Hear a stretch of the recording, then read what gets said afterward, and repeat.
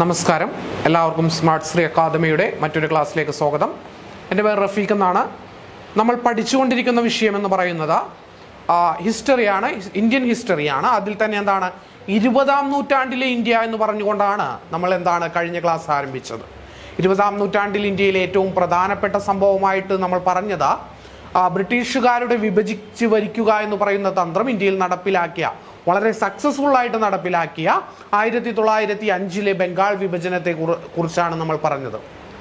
അപ്പോൾ നമ്മൾ പറഞ്ഞു, ബംഗാൾ വിഭജനവുമായി ബന്ധപ്പെട്ട ബംഗാളിൽ വലിയ രീതിയിലുള്ള പ്രക്ഷോഭങ്ങളുണ്ടായി. അതിൽ ജനങ്ങളെ ദേശീയതയുടെ ഭാഗമാക്കുവാനായി ബെരിസാൽ കോൺഫറൻസ് നടന്നു. ബെരിസാൽ കോൺഫറൻസിൽ പങ്കെടുത്ത ജനങ്ങളെ ബ്രിട്ടീഷുകാർ എന്ത് ചെയ്തു? ആക്രമണം അഴിച്ചുവിട്ടുകൊണ്ട് അവരെ പ്രതിരോധിച്ചു. ജനങ്ങൾ പുറത്തിറങ്ങാതെയായി. ആ സമയത്താണ് യുഗാന്തർ പത്രത്തിലൂടെ ജനങ്ങളോട് ഇങ്ങനെ ആഹ്വാനം ചെയ്യപ്പെടുന്നത്, force must be stopped by force. അതായത് ബലം ബലത്തെ കൊണ്ട് തന്നെ അവസാനിപ്പിക്കണം, അല്ലെങ്കിൽ ശക്തിയെ ശക്തി കൊണ്ട് തന്നെ തടുക്കണം എന്ന് പറഞ്ഞുകൊണ്ട് യുഗാന്തർ പത്രം ജനങ്ങളോട് ആഹ്വാനം ചെയ്തു. അതിനെ തുടർന്നുകൊണ്ട് എന്ത് സംഭവിച്ചു? ജനങ്ങൾ അവരുടെ ഭയമെല്ലാം ഉപേക്ഷിച്ചുകൊണ്ട് വീണ്ടും സമരരംഗത്തേക്ക് ഇറങ്ങി. അപ്പോ സ്വാഭാവികമായിട്ടും ജനങ്ങൾ സമരരംഗത്തേക്ക് ഇറങ്ങിയപ്പോൾ എന്ത് സംഭവിച്ചു? ജനങ്ങൾ സമര രംഗത്തേക്ക് ഇറങ്ങിയപ്പോൾ ദേശീയ പ്രസ്ഥാനത്തിനും കൈകെട്ടി നോക്കി നിൽക്കാൻ കഴിഞ്ഞില്ല. ദേശീയ പ്രസ്ഥാനവും അല്ലെങ്കിൽ ഇന്ത്യൻ നാഷണൽ കോൺഗ്രസും എന്തിന്റെ ഭാഗമായി? ഈ ബംഗാൾ വിഭജന സമരങ്ങളുടെ പ്രക്ഷോഭങ്ങളുടെ ഭാഗമായിട്ട് ആര് വന്നു? ഈ പറയുന്ന ഇന്ത്യൻ നാഷണൽ കോൺഗ്രസും വന്നു. അങ്ങനെ ഇന്ത്യൻ നാഷണൽ കോൺഗ്രസ് ഇന്ത്യയിൽ നടത്തിയ ആദ്യത്തെ സമരം, അല്ലെങ്കിൽ ആദ്യത്തെ ഒരു ഏറ്റവും വലിയ പ്രക്ഷോഭം ആണ്, അതിന്റെ രൂപീകരണത്തിന് ശേഷം നടത്തിയ വലിയൊരു പ്രക്ഷോഭമാണ് എന്തെന്ന് പറയുന്നത് ബംഗാൾ വിഭജനത്തിനെതിരായിട്ട് നടത്തിയ സമരങ്ങൾ എന്ന് പറയുന്നത്. ഈ ബംഗാൾ വിഭജനത്തിനെതിരായി ഇന്ത്യൻ നാഷണൽ കോൺഗ്രസ് നടത്തിയ സമരത്തെ നമ്മൾ അറിയപ്പെടുന്ന പേരാണ് സ്വദേശി പ്രസ്ഥാനം, അല്ലെങ്കിൽ സ്വദേശി മൂവ്മെന്റ് എന്ന് പറയുന്നത്. സ്വദേശി പ്രസ്ഥാനം അല്ലെങ്കിൽ സ്വദേശി മൂവ്മെന്റ് എന്ന് പറയുന്നത് 1905 ഓഗസ്റ്റ് 7-ാം തീയതിയാണ് എന്തെന്ന് പ്രഖ്യാപിക്കുന്നത്? ഈ പറയുന്ന സ്വദേശി പ്രസ്ഥാന സമരം അല്ലെങ്കിൽ സ്വദേശി സമരം എന്ത് ചെയ്യുന്നത്? ഇന്ത്യൻ നാഷണൽ കോൺഗ്രസ് ഔദ്യോഗികമായിട്ട് പ്രഖ്യാപിക്കുന്നത്. അപ്പൊ 1905 ഓഗസ്റ്റ് 7-ാം തീയതിയാണ് എന്ത് പ്രഖ്യാപിക്കുന്നത്? സ്വദേശി സമരം, സ്വദേശി മൂവ്മെന്റ് പ്രഖ്യാപിക്കുന്നത്. ഈ ഓഗസ്റ്റ് 7 2015 മുതൽ ഇന്ത്യ ആചരിക്കുന്നത് ദേശീയ കൈത്തറി ദിനമായിട്ടാണ്. ഓഗസ്റ്റ് 7 നമ്മൾ ആചരിക്കുന്നത് എന്തായിട്ടാണ്? ദേശീയ കൈത്തറി ദിനമായിട്ടാണ് നമ്മൾ ഇന്ത്യ ആചരിക്കുന്നത്. എന്ന് മുതലാണ് ആചരിച്ചു തുടങ്ങിയത്? 2015 മുതൽ. എന്തിന്റെ? അതായത് സ്വദേശി പ്രസ്ഥാനത്തിനോടുള്ള നമ്മളുടെ ഒരു നന്ദിയായിട്ട്, അല്ലെങ്കിൽ അതിനോടുള്ള ഒരു സ്മരണ പുതുക്കലായിട്ടാണ് നമ്മൾ എന്താചരിക്കുന്നത്? ഓഗസ്റ്റ് 7 എന്നുള്ളത് ദേശീയ കൈത്തറി ദിനമായിട്ട് 2015 മുതൽ ആചരിക്കുന്നു വരുന്നത്. അപ്പോൾ ഈ സ്വദേശി മൂവ്മെന്റ് അറിയപ്പെടുന്ന മറ്റൊരു പേരാണ് എന്തെന്ന് പറയുന്നത് വന്ദേ മാതരം മൂവ്മെന്റ്, അഥവാ വന്ദേ മാതരം മൂവ്മെന്റ് എന്ന ഇത് അറിയപ്പെടുന്നതാണ്. വന്ദേ മാതരം മൂവ്മെന്റ് എന്നും ഇത് അറിയപ്പെടുന്നു. സ്വദേശി പ്രസ്ഥാനം അറിയപ്പെടുന്ന മറ്റൊരു പേരാണ് എന്തെന്ന് പറയുന്നത് വന്ദേ മാതരം മൂവ്മെന്റ് എന്ന് പറയുന്നത്. എന്തുകൊണ്ടാണ് സ്വദേശി പ്രസ്ഥാനം വന്ദേ മാതരം മൂവ്മെന്റ് എന്നറിയപ്പെടുന്നത്? അതിന് പിന്നിലൊരു ചരിത്രപരമായ കാരണങ്ങളുണ്ട്. അതായത് 1885 ഇന്ത്യൻ നാഷണൽ കോൺഗ്രസ് രൂപീകരിക്കുന്നു. ഇന്ത്യൻ നാഷണൽ കോൺഗ്രസ് രൂപീകരിച്ച കാലം തൊട്ട് തന്നെ ഇന്ത്യയിൽ ബ്രിട്ടീഷുകാർക്കെതിരെ ഒരു സമരമല്ലായിരുന്നു നമ്മളുടെ രീതി. അവർക്ക് പ്രമേയങ്ങൾ പാസ്സാക്കി അവർക്ക് മുന്നിൽ പരാതികൾ അവതരിപ്പിക്കും, അതിനൊരു പരിഹാരം ഉണ്ടാക്കുന്നതിനായിട്ട് ചർച്ചകളിലൂടെയൊക്കെ ശ്രമിക്കലായിരുന്നു ഇന്ത്യൻ നാഷണൽ കോൺഗ്രസിന്റെ രീതി എന്ന് പറയുന്നത്. ആ കാലഘട്ടം വരെയൊന്നും ഇന്ത്യൻ നാഷണൽ കോൺഗ്രസിന് എന്തുണ്ടായിരുന്നില്ല? സ്വന്തമായിട്ടൊരു മുദ്രാവാക്യം പോലും ഉണ്ടായിരുന്നില്ല. അങ്ങനെ 1896 ഇന്ത്യൻ നാഷണൽ കോൺഗ്രസിന്റെ സമ്മേളനം, കൊൽക്കത്ത സമ്മേളനം നടക്കുകയാണ്. അവിടെ വെച്ചാണ് ആദ്യമായിട്ട് വന്ദേ മാതരം എന്ന് പറയുന്നത് ആലപിക്കപ്പെടുന്നത്. അപ്പോ ഇന്ത്യൻ നാഷണൽ കോൺഗ്രസിന്റെ 1896 കൊൽക്കത്ത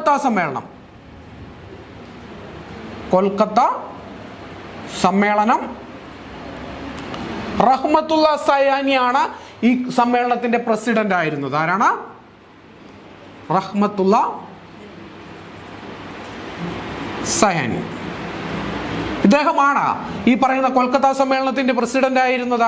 ഈ സമ്മേളനത്തിലാണ് ആദ്യമായിട്ട് എന്ത് ആലപിക്കപ്പെടുന്നത്? വന്ദേ മാതരം ആലപിക്കപ്പെടുന്നത്. വന്ദേ മാതരം ആലപിക്കപ്പെടുന്നു. ആരാണ് ആലപിച്ചത്? അത് രവീന്ദ്രനാഥ ടാഗോറാണ്. രവീന്ദ്രനാഥ ടാഗോർ എന്ത് ചെയ്യുന്നു?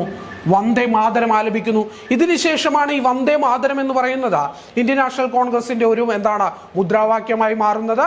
ഈ പറയുന്ന ബംഗാൾ വിഭജനത്തെ തുടർന്ന് നമ്മൾ ഇന്ത്യൻ നാഷണൽ കോൺഗ്രസ് ഈ മുദ്രാവാക്യം ഉയർത്തിക്കൊണ്ടാണ് അവരുടെ എല്ലാ സമരമുഖങ്ങളെയും നേരിട്ടത്. അതുകൊണ്ടാണ് എന്ത് പറയപ്പെടുന്നത്? ഈ പറയുന്ന സ്വദേശി മൂവ്മെന്റ് എന്നുള്ളത് വന്ദേ മാതരം മൂവ്മെന്റ് എന്നുകൂടി അറിയപ്പെടുന്നു. വന്ദേ മാതരം മൂവ്മെന്റ് എന്നുകൂടി അറിയപ്പെടുന്നു. അപ്പോ 1905 എന്ത് സംഭവിക്കുന്നു? ബംഗാളിനെ വിഭജിക്കുന്നു, സ്വദേശി പ്രസ്ഥാനം ആരംഭിക്കുന്നു. 1905 തന്നെ ഈ പറയുന്ന ഉത്തർപ്രദേശിൽ വെച്ച് ഒരു ഇന്ത്യൻ നാഷണൽ കോൺഗ്രസിന്റെ സമ്മേളനം നടക്കുന്നു. ഈ സമ്മേളനത്തിന്റെ അധ്യക്ഷനായിട്ട് തെരഞ്ഞെടുക്കപ്പെടുന്നത് ഗോപാലകൃഷ്ണ ഗോഖലെയാണ്. ഉത്തർപ്രദേശിലെ ബനാറസിൽ വെച്ചാണ് സമ്മേളനം നടക്കുന്നത്. ഈ സമ്മേളനത്തിൽ ഇന്ത്യൻ നാഷണൽ കോൺഗ്രസിന്റെ അധ്യക്ഷനായി തെരഞ്ഞെടുക്കപ്പെടുന്നത് ആരാണ്? ഗോപാലകൃഷ്ണ ഗോഖലെയാണ്. ഈ സമ്മേളനത്തിലാണ് സ്വദേശി എന്ന് പറയുന്ന മുദ്രാവാക്യം ആദ്യമായിട്ട് എന്ത് ചെയ്യുന്നത്? ഇന്ത്യൻ നാഷണൽ കോൺഗ്രസ് ഉയർത്തുന്നത്, അല്ലെങ്കിൽ സ്വദേശി പ്രസ്ഥാനത്തിന് അംഗീകാരം നൽകുന്നത് ഈ പറയുന്ന സമ്മേളനത്തിലാണ്. ഏത് സമ്മേളനമാണ്? 1905 ഉത്തർപ്രദേശിലെ ബനാറസിൽ വെച്ച് നടന്ന സമ്മേളനം.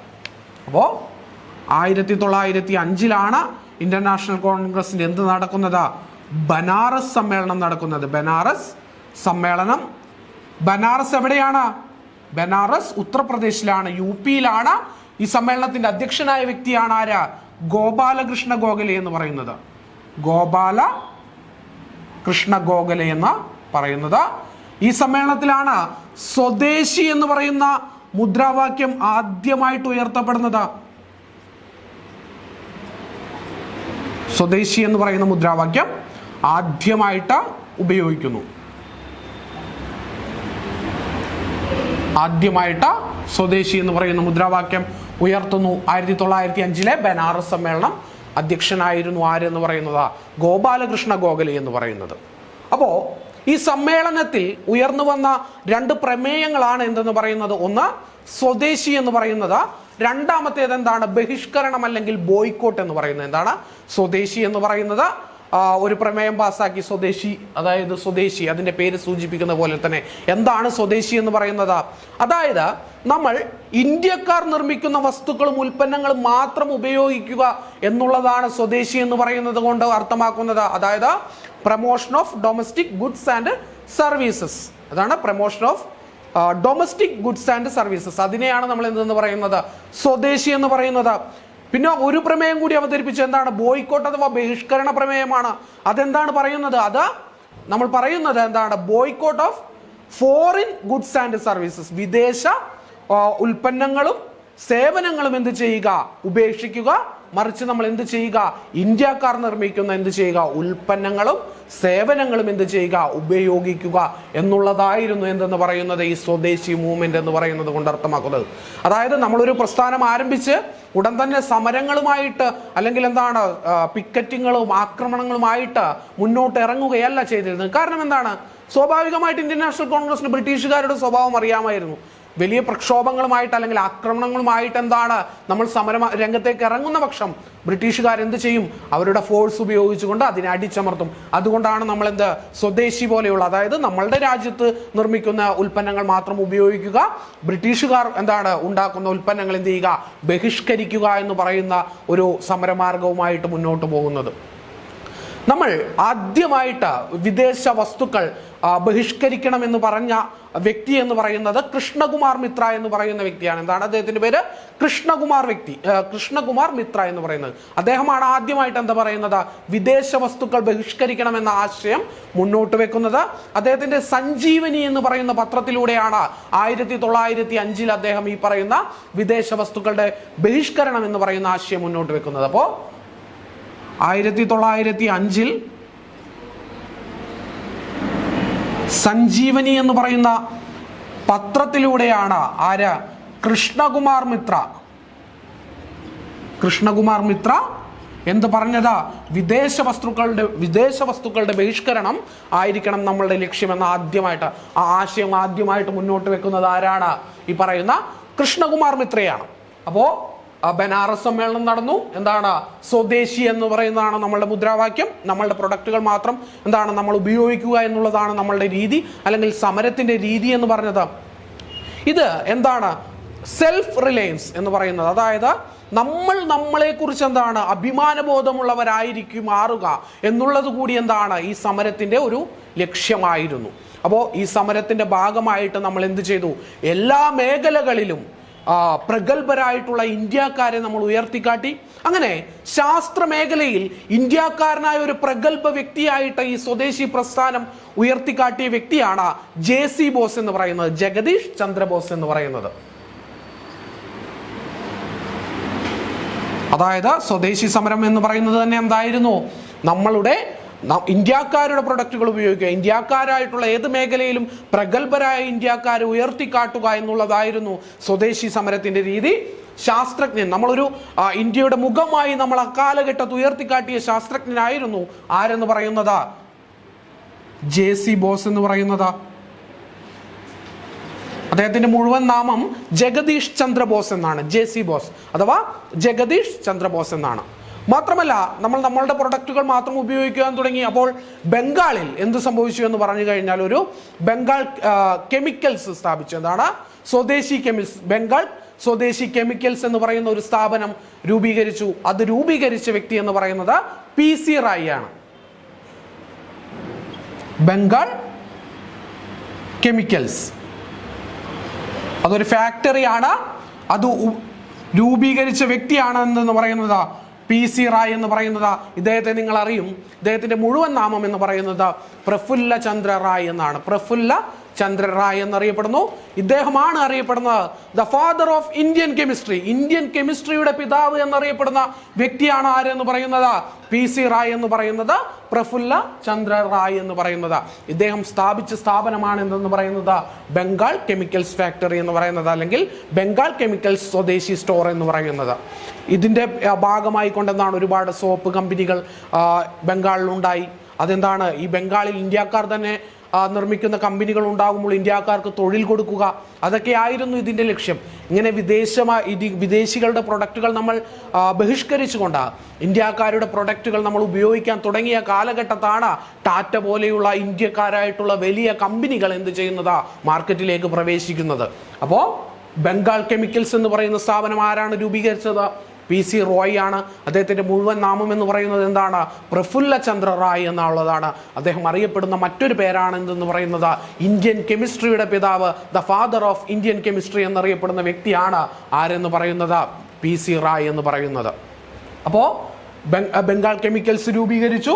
നമ്മൾ ശാസ്ത്രജ്ഞനായി JC ബോസിനെ, ജഗദീഷ് ചന്ദ്ര ബോസിനെ ഉയർത്തി കാണിച്ചു. ഈ പറയുന്ന സ്വദേശി പ്രസ്ഥാനത്തിന് വലിയ പിന്തുണ നൽകിയ മറ്റൊരു പ്രസ്ഥാനമായിരുന്നു എന്ന് പറയുന്നത് സ്വദേശി ബാന്ധവ് സമിതി എന്ന് പറയുന്നത്. എന്താണ്? സ്വദേശി സമരത്തിന് പിന്തുണ നൽകിയ മറ്റൊരു പ്രസ്ഥാനമാണ് എന്തെന്ന് പറയുന്നത് സ്വദേശി ബാന്ധവ് സമിതി എന്ന് പറയുന്നത്.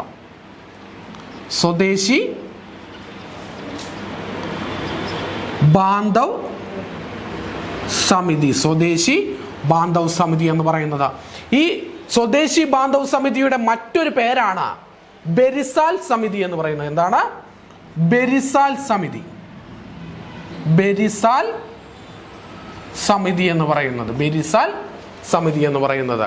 ഈ ബെരിസാൽ സമിതി എന്ന് പറയുമ്പോൾ, സ്വദേശ് ബാന്ധവ സമിതിയുടെ മറ്റൊരു പേരാണ് നമ്മൾ ബെരിസാൽ സമിതി എന്ന് പറയുമ്പോൾ തന്നെ നിങ്ങൾക്ക് എല്ലാവർക്കും മനസ്സിലായി കാണും ആരായിരിക്കും ഇതിന്റെ സ്ഥാപകൻ എന്ന് പറയുന്നത്. അതെ, അദ്ദേഹത്തിന്റെ പേര് നമ്മൾ കഴിഞ്ഞ ക്ലാസ്സിൽ പഠിച്ചതാണ്. ബെരിസാൽ കോൺഫറൻസുമായി ബന്ധപ്പെട്ടുകൊണ്ട്. എന്താണ് അദ്ദേഹത്തിന്റെ പേരെന്ന് പറയുന്നത്? അശ്വനി കുമാർ ദത്ത എന്നുള്ളതാണ് അദ്ദേഹത്തിന്റെ പേരെന്ന് പറയുന്നത്. എന്താണ്? അശ്വനി കുമാർ ദത്ത. അശ്വനി കുമാർ ദത്തയാണ് എന്ത് സ്ഥാപിക്കുന്നത്? സ്വദേശ് ബാന്ധവ് സമിതി.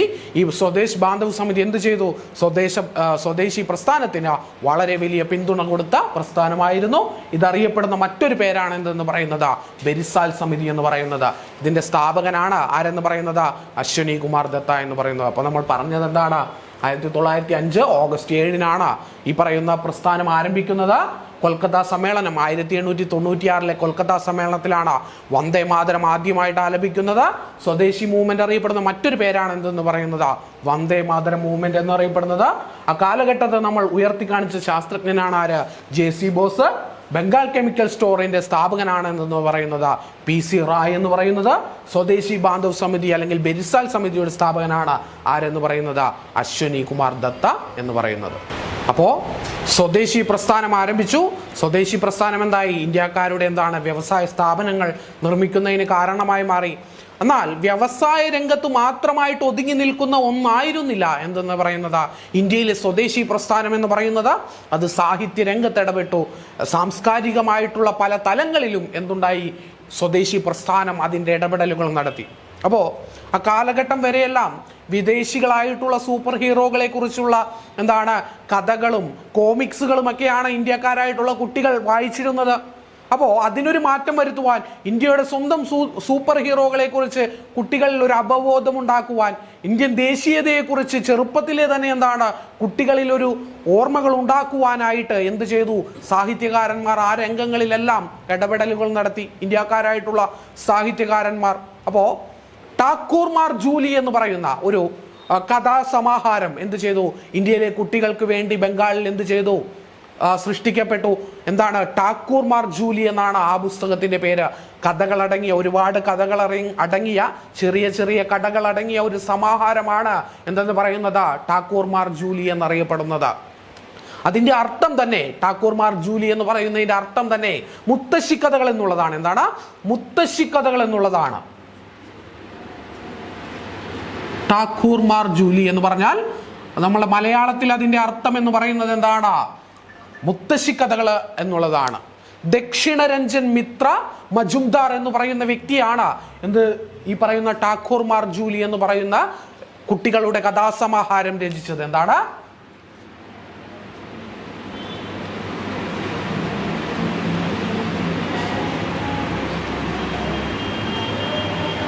ദക്ഷിണരഞ്ജൻ മിത്ര മജുംദാർ എന്ന് പറയുന്ന വ്യക്തിയാണ്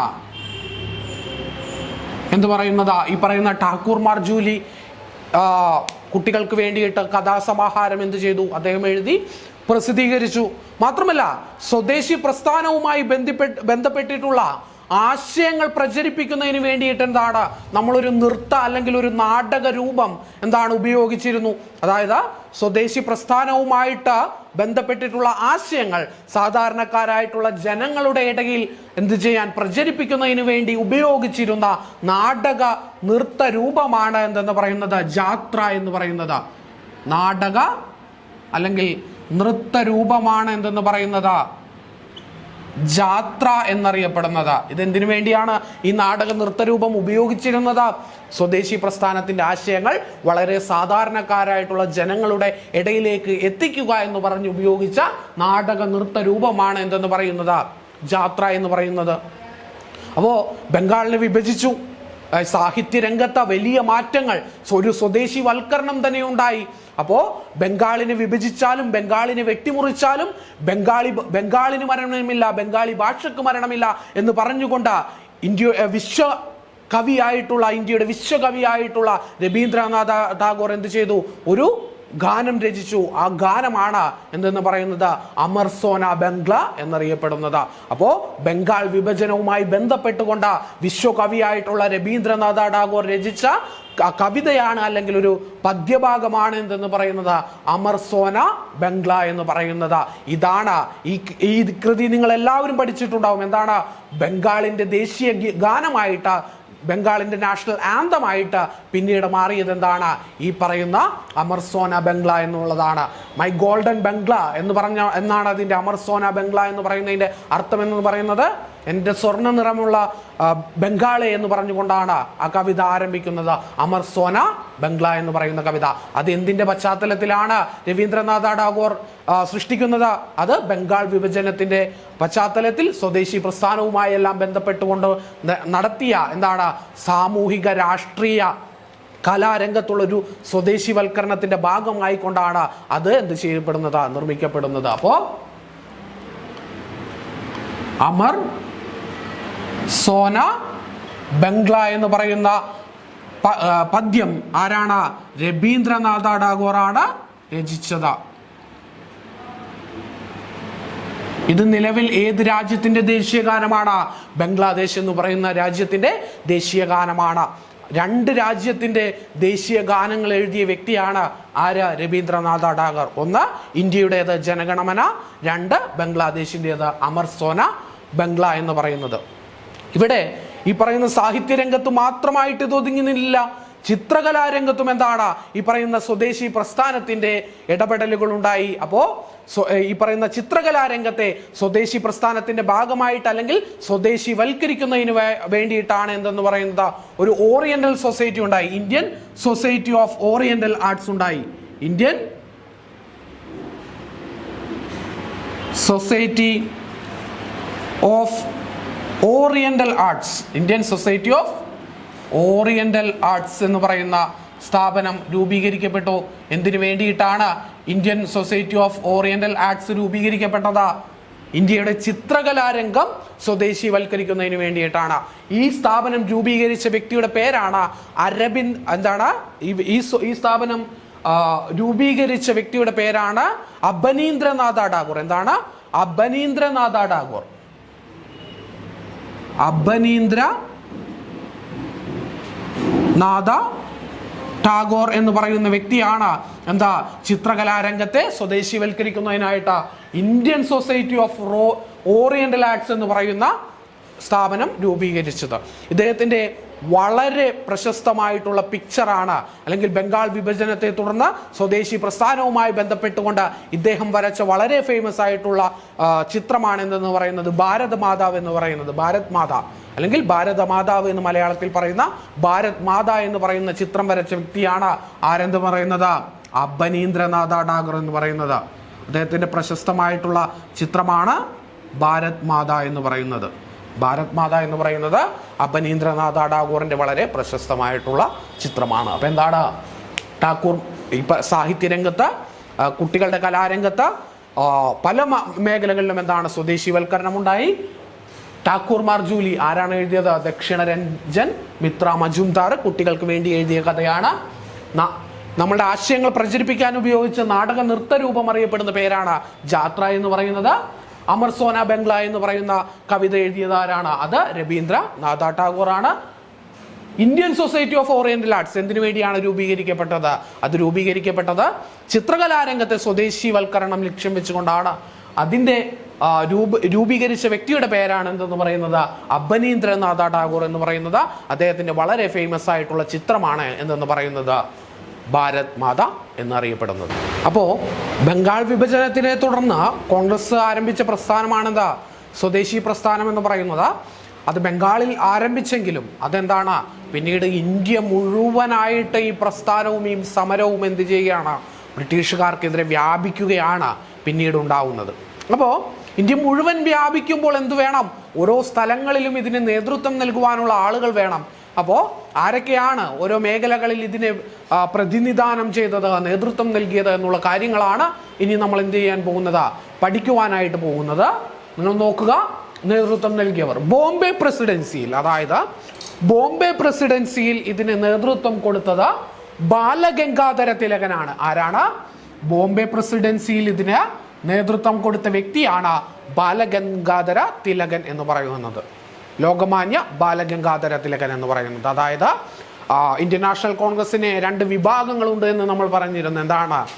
മിതവാദികളെന്നും തീവ്രവാദികളെന്നും 2 വിഭാഗങ്ങളായിട്ടാണ് ഇന്ത്യൻ നാഷണൽ കോൺഗ്രസിന്റെ എന്താണ് ഫേസുകൾ തന്നെ പ്രവർത്തിച്ചിരുന്നതെന്ന് നമ്മൾ പറഞ്ഞു. അതിൽ ഈ തീവ്ര ദേശീയ നിലപാടുള്ള നേതാക്കന്മാരിൽ പ്രധാനിയായിരുന്നു ആര്? ബാലഗംഗാധര തിലകൻ എന്ന് പറയുന്നത്. അപ്പോൾ ബോംബെ പ്രസിഡൻസിയിൽ ഈ സ്വദേശി പ്രസ്ഥാനത്തിന് നേതൃത്വം നൽകിയത് ആരായിരുന്നു? ബാലഗംഗാധര തിലകനായിരുന്നു. പഞ്ചാബ്, ലാഹോർ തുടങ്ങിയ ഭാഗങ്ങളിൽ ഈ പറയുന്ന സ്വദേശി പ്രസ്ഥാനത്തിന് നേതൃത്വം നൽകിയത് ലാലാ ലജ്പത് റായിയും അജിത് സിംഗുമായിരുന്നു. സർദാർ അജിത് സിംഗുമായിരുന്നു. ആരൊക്കെയാണ്? ലാഹോർ, പഞ്ചാബ് ഭാഗങ്ങളിൽ സമരത്തിന് നേതൃത്വം നൽകിയത് ലാലാ ലജ്പത് റായിയും പിന്നെ ആരാണ്? സർദാർ അജിത് സിംഗുമായിരുന്നു. ഇനി ബംഗാളിൽ ഈ സമരത്തിന് നേതൃത്വം നൽകിയത് ആരാണ്? നിങ്ങൾക്ക് എല്ലാവർക്കും അറിയാം. അരബിന്ദ ഘോഷ്, സുരേന്ദ്ര ബാനർജി, അരവിന്ദ ഘോഷ്, സുരേന്ദ്രനാഥ ബാനർജി, രവീന്ദ്രനാഥ ടാഗോർ, PC റായ്, അങ്ങനെയുള്ള പ്രഗത്ഭരായിട്ടുള്ള ആളുകളാണ് ബംഗാളിൽ ഈ സമരത്തിന് നേതൃത്വം നൽകിയത്. ആന്ധ്ര മേഖലയിൽ നമ്മൾ തെക്കേ ഇന്ത്യയിലേക്ക് നോക്കുകയാണെങ്കിൽ ആന്ധ്ര മേഖലയിൽ ആരാണ് നേതൃത്വം നൽകിയത്? ഹരിസരവട്ടം റാവു എന്ന് പറയുന്ന HV റാവു ആണ്. ആരാണ്? ഹരിസരവട്ടം റാവു എന്നറിയപ്പെടുന്ന HV റാവു ആണ് ആന്ധ്ര മേഖലയിൽ ഇതിന് നേതൃത്വം നൽകിയത്. തമിഴ്നാട് മേഖല, അതായത് മദ്രാസ് പ്രൊവിൻസിന്റെ ഭാഗമായിട്ടുള്ള തമിഴ്നാട് ഉൾപ്പെടുന്ന മേഖലകളിൽ സ്വദേശി പ്രസ്ഥാനത്തിന് നേതൃത്വം നൽകിയ വ്യക്തിയാണ് ആരെന്ന് പറയുന്നത്? VO ചിദംബരം പിള്ള എന്ന് പറയുന്നത്. അപ്പോ ആരൊക്കെയാണ് നേതൃത്വം നൽകിയത്? ബോംബെ പ്രസിഡൻസിയിൽ ബാലഗംഗാധര തിലകൻ, ലാഹോർ പഞ്ചാബ് മേഖലകളിൽ ലാലാ ലജ്പത് റായിയും സർദാർ അജിത് സിംഗും, ബംഗാളിൽ അരവിന്ദ ഘോഷ്, സുരേന്ദ്രനാഥ ബാനർജി, രവീന്ദ്രനാഥ ടാഗോർ, PC റായ് തുടങ്ങിയ വ്യക്തികൾ. ആന്ധ്ര റീജിയനിലോട്ട് വരികയാണെങ്കിൽ ഹരിസരവട്ടം റാവു എന്നറിയപ്പെടുന്ന HV റാവു. തമിഴ്നാട് മേഖലയിൽ ആരാണ്? VO ചിദംബരം പിള്ള എന്നറിയപ്പെടുന്ന വ്യക്തി. ഇത്രയും പേരാണ്, ഇത്രയും ആളുകളാണ് എന്തെന്ന് പറയുന്നത് ഈ പറയുന്ന ഈ ഓരോ മേഖലകളിൽ എന്താണ് സ്വദേശി പ്രസ്ഥാനത്തിന് നേതൃത്വം നൽകിയിരുന്നത്. എന്നാൽ ഈ സ്വദേശി പ്രസ്ഥാനത്തിന്റെ ഓൾ ഇന്ത്യ കോർഡിനേറ്റർ അല്ലെങ്കിൽ ഇന്ത്യ മൊത്തമായിട്ട് ഈ പറയുന്ന സമരത്തിന് നേതൃത്വം നൽകിയ വ്യക്തിയാണ് ആരെന്ന് പറയുന്നത്? ബിപിൻ ചന്ദ്രപാൽ എന്ന് പറയുന്നത് ആരാണ്? All India coordination, all India coordination അല്ലെങ്കിൽ ഇന്ത്യ മുഴുവൻ ഈ സമരത്തിന് കോർഡിനേഷൻ വഹിച്ച വ്യക്തിയാണ് ആരെന്ന് പറയുന്നത്? ബിപിൻ ചന്ദ്രപാൽ എന്ന് പറയുന്നത്. ബിപിൻ ചന്ദ്രപാൽ എന്ന് പറയുന്നത്. അപ്പോ നമ്മൾ പറഞ്ഞു തമിഴ്നാട് മേഖലയിൽ ഈ സമരം അല്ലെങ്കിൽ ഈ പ്രസ്ഥാനത്തിന് നേതൃത്വം നൽകിയ വ്യക്തിയാണ് ആരെന്ന് പറയുന്നത്? VO ചിദംബരം പിള്ള എന്നറിയപ്പെടുന്നത്. നിങ്ങൾ VO ചിദംബരം പിള്ളയെ നിങ്ങൾ എല്ലാവരും അറിയും. അദ്ദേഹത്തെ നമ്മൾ അറിയപ്പെടുന്നത് എന്താണ്? ഇന്ത്യയുടെ ഷിപ്പിംഗ് ഇൻഡസ്ട്രിയുടെ പിതാവ്, father of Indian shipping industry എന്നറിയപ്പെടുന്ന വ്യക്തിയാണ് ആര്? VO ചിദംബരം പിള്ള. ആരാണ്? VO ചിദംബരം പിള്ള അറിയപ്പെടുന്ന പേരാണ് എന്തെന്ന് പറയുന്നത്? The father of Indian shipping industry. Indian കപ്പൽ വ്യവസായത്തിന്റെ പിതാവ് എന്നറിയപ്പെടുന്ന വ്യക്തിയാണ് ആരെന്ന് പറയുന്നത്? ചിദംബരം പിള്ള എന്നറിയപ്പെടുന്നത്. എന്തുകൊണ്ടാണ് അദ്ദേഹം അങ്ങനെ അറിയപ്പെടുന്നത്? ഇന്ത്യൻ ഷിപ്പിംഗ് ഇൻഡസ്ട്രിയുടെ പിതാവ് എന്നറിയപ്പെടുന്നത്. നമ്മൾ പറഞ്ഞിരുന്നു സ്വദേശി പ്രസ്ഥാനം എന്ന് പറയുന്നത് എന്താണ്? ബ്രിട്ടീഷുകാരുടെ വസ്തുക്കൾ എന്താണ് ഉപയോഗിക്കാതിരിക്കുകയും ഇന്ത്യക്കാർ നിർമ്മിക്കുന്ന വസ്തുക്കൾ ഉപയോഗിക്കുകയും ചെയ്യുന്ന ഒരു സമര സംവിധാനമാണ് എന്ന് നമ്മൾ പറഞ്ഞു. അപ്പോ ഈ സാധനങ്ങൾ മാത്രമല്ല, ബ്രിട്ടീഷുകാരുടേതായിട്ടുള്ള എന്താണ് യാത്രാ സൗകര്യങ്ങളും ഇന്ത്യക്കാർ എന്ത് ചെയ്യണം? ബഹിഷ്കരിക്കണം എന്ന് പറഞ്ഞുകൊണ്ട് 1906 അദ്ദേഹം തമിഴ്നാട്ടിലെ തൂത്തുക്കുടി ആസ്ഥാനമാക്കിക്കൊണ്ട് ഒരു ഷിപ്പിംഗ് ഇൻഡസ്ട്രിക്ക് രൂപം നൽകി. എന്താണ്? തമിഴ്നാട്ടിലെ തൂത്തുക്കുടി ആസ്ഥാനമാക്കിക്കൊണ്ട് VO ചിദംബരം പിള്ള എന്ത് ചെയ്തു? ഒരു ഷിപ്പിംഗ് ഇൻഡസ്ട്രിക്ക് രൂപം നൽകി. അതുകൊണ്ടാണ് ഒരു ഷിപ്പിംഗ് കമ്പനിക്ക് രൂപം നൽകി. അതുകൊണ്ടാണ് അദ്ദേഹത്തെ നമ്മൾ എന്തെന്ന് പറയുന്നത്? The father of Indian shipping industry എന്നറിയപ്പെടുന്നത്. Father of Indian shipping industry. ബ്രിട്ടീഷുകാരുടെ യാത്രാ സംവിധാനമായിട്ടുള്ള കപ്പലുകൾ ഇന്ത്യക്കാരനായിട്ടുള്ള വ്യക്തി VO ചിദംബരം പിള്ള ആരംഭിച്ചു. ബ്രിട്ടീഷുകാർ എന്ത് ചെയ്തു? വില വീണ്ടും അവരുടെ കപ്പൽ ചാർജ് കുറച്ചു. ചിദംബരം പിള്ളയും കുറച്ചു. വീണ്ടും ബ്രിട്ടീഷുകാർ കുറച്ചു. ചിദംബരം പിള്ളയും എന്താണ് സ്വാഭാവികമായിട്ടും ചാർജ് കുറച്ചു. നമ്മൾ ഇന്ത്യക്കാരായിട്ടുള്ള ആളുകൾ മാറി മാറി ബ്രിട്ടീഷുകാരുടെയും ചിദംബരം പിള്ളയുടെയും കപ്പലുകളിൽ മാറി മാറി കയറി. പക്ഷേ അവസാനം ബ്രിട്ടീഷ് ഗവൺമെന്റ് എന്ത് ചെയ്തു എന്ന് വെച്ചാൽ കപ്പൽ മാർഗം, അതായത് കപ്പലിൽ സഞ്ചരിക്കുന്നതിനുള്ളത് അതിനുള്ള എല്ലാവിധ ഫീസുകളും എന്ത് ചെയ്തു? ബ്രിട്ടീഷ് ഗവൺമെന്റ്, ബ്രിട്ടീഷ് പാർലമെന്റ് നിർത്തലാക്കി. പകരം സൗജന്യ യാത്രയാക്കി മാറ്റി. എന്താണ്? കപ്പൽ ഗതാഗതം എന്നുള്ളത് ബ്രിട്ടീഷ് ഗവൺമെന്റ് എന്ത് ചെയ്തു? സൗജന്യ ഗതാഗത മാർഗമാക്കി മാറ്റി. സ്വാഭാവികമായിട്ടും എന്താണ്? VO ചിദംബരം പിള്ളയ്ക്ക് എന്ത് ചെയ്യാൻ കഴിഞ്ഞില്ല? അതിനോട് പിടിച്ചു നിൽക്കുവാനായിട്ട് കഴിഞ്ഞില്ല. എങ്കിലും അദ്ദേഹം എന്ത് ചെയ്തു? ഒരു ഷിപ്പിംഗ് കമ്പനി ആരംഭിച്ചുകൊണ്ട് ബ്രിട്ടീഷുകാർക്കെതിരെ അദ്ദേഹം എന്ത് ചെയ്തു? പോരാടി. അതുകൊണ്ടാണ് നമ്മൾ അദ്ദേഹത്തെ എന്ത് വിളിക്കുന്നത്? The father of Indian shipping industry എന്ന് വിളിക്കുന്നത്. മാത്രമല്ല തമിഴ്നാട്ടിലെ ജനങ്ങൾ അദ്ദേഹത്തെ സ്നേഹത്തോടു കൂടി ഇങ്ങനെ വിളിച്ചു: കപ്പലോട്ടിയ തമിഴൻ എന്നറിയപ്പെടുന്ന വ്യക്തിയാണ് ആരെന്ന് പറയുന്നത് വി.ഒ. ചിദംബരം പിള്ള എന്നറിയപ്പെടുന്നത്. തമിഴ്നാട്ടിൽ അദ്ദേഹം അറിയപ്പെടുന്ന അല്ലെങ്കിൽ തമിഴ്നാട്ടുകാർ അദ്ദേഹത്തെ സ്നേഹത്തോടെ വിളിക്കുന്ന പേരാണ് എന്തെന്ന് പറയുന്നത് കപ്പലോട്ടിയ തമിഴൻ.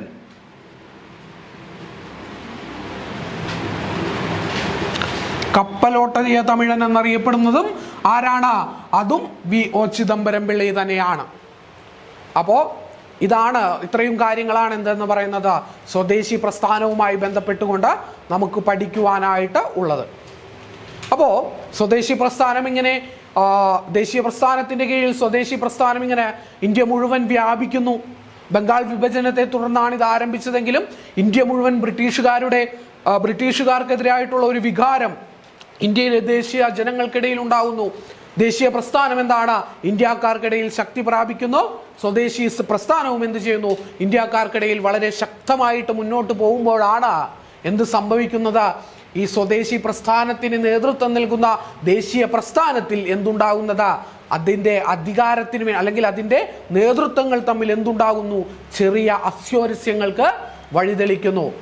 എന്താണ് അന്ന് നേതൃത്വത്തിൽ ഉണ്ടായ പ്രശ്നങ്ങൾ? അത് പിന്നീട് എന്തുകൊണ്ടാണ് ഇന്ത്യൻ നാഷണൽ കോൺഗ്രസിന്റെ വിഭജനത്തിന് കാരണമായി മാറിയത്? ഇതെല്ലാം നമുക്ക് എന്ത് ചെയ്യാം? അടുത്ത ക്ലാസ്സിൽ പഠിക്കാം. അപ്പോൾ ഇപ്പോൾ നമ്മൾ എന്താണ് ഇന്നത്തെ ക്ലാസ്സിൽ നമ്മൾ പഠിച്ചത്? സ്വദേശി പ്രസ്ഥാനത്തെ കുറിച്ചാണ്. പറഞ്ഞ കാര്യങ്ങൾ എല്ലാവർക്കും വളരെ നന്നായി മനസ്സിലായെന്ന് കരുതുന്നു. നമുക്കെന്താണ് അടുത്ത വിഷയവുമായിട്ട് നമുക്ക് അടുത്ത ക്ലാസ്സിൽ കാണാം. എല്ലാവർക്കും നന്ദി, നമസ്കാരം.